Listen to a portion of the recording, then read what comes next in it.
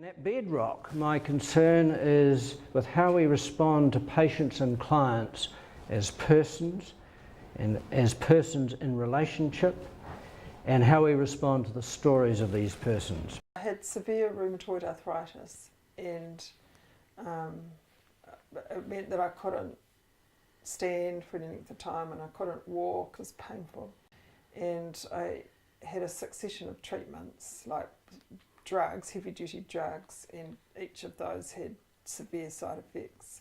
I said to my GP, there's got to be something else. So he put me onto Brian, and I thought I was going to see Brian for allergy testing. It was a session to sit with him and talk about issues and so on. It was interesting, and even the first session. We have severed mind and story from body and disease. In Western culture, this severance is several centuries underway, and the cost to individual and community health is enormous. What happens to one's practice of healthcare when we return mind and body to each other?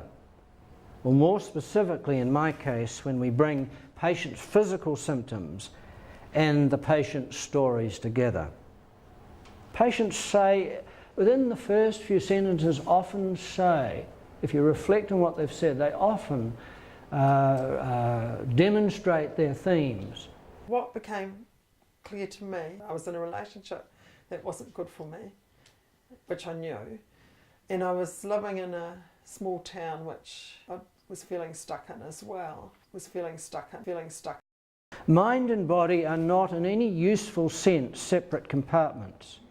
Rather, they are dimensions of the same whole. Sessions with Brian gave me this courage, really, and the skills to get out of that whole situation. I don't even really understand the philosophy that's behind what he does, but I just know from my own experience that it worked for me, you know, and that I can say I no longer have rheumatoid arthritis, and I put it down to those sessions with him, and it was life-changing for me. Illness is not just a random bad luck thing. Illness emerges in a context.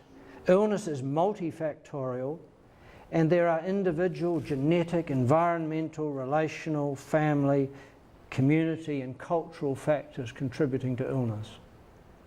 For about 15 years I'd been having really bad migraine headaches. She would turn an ashen gray and get the shakes and obviously be debilitated and weak. And I went to various naturopaths and nothing was working. He said, I think it would really help if you had a course of psychotherapy. I always thought that that kind of thing was for people who had mental problems, and I thought of myself as being very stable because I had 5 kids and I liked my life. I told him I was skeptical. He said, look, come for 4 times. After 2 times I knew it was something really interesting going on. We seemed to focus pretty quickly on my childhood. The parents actually only saw us for an hour every evening. That was like the children's hour. It became obvious that I did have issues with feeling like I'd been abandoned, and also feelings like I maybe wasn't good enough or interesting enough for my parents to care. Maybe they didn't love me. All those things, without being verbalized, had gotten into my body and were expressing themselves as headaches. Right around that time, my headache stopped. And the funny thing is, I had no idea that I even thought that. I had no idea that these things are connected or can cause that kind of problem. But Brian knows what he's doing.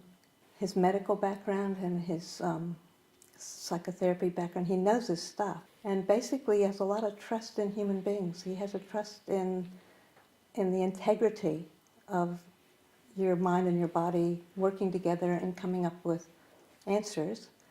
And because he trusts it so much, that gets communicated to the patient that, hey, you know, there's something going on here that makes sense.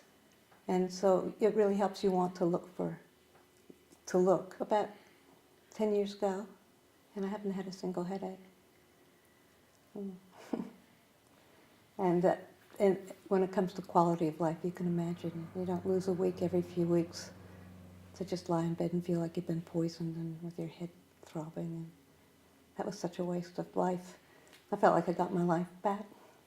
After she saw Brian, it really worked. It went away. It didn't come back. It was gone. So it was a big change in our life.